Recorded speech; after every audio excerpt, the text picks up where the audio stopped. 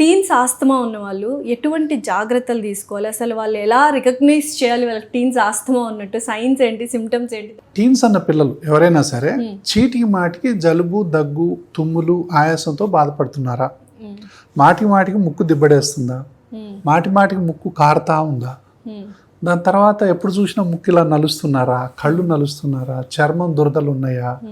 తర్వాత దగ్గి తెమడొస్తుందా? ఏమన్నా రన్నింగ్ చేద్దామంటే ఆయాసం, ఆడుకుందామంటే ఆయాసం, ఏదన్నా పాట పాడదామంటే ఆయాసం, ఎప్పుడు చూసినా ఈ తుమ్ముతూ ఉండటం, దగ్గుతూ ఉండటం, ముక్కు బ్లాక్ అవ్వటం, మిడ్ నైట్ నిద్ర డిస్టర్బ్ అవ్వటం, చదువులు డిస్టర్బ్ అయిపోవటం, ఇట్లాంటి పిల్లలు ఇంత బాధపడాల్సిన అవసరం లేదు.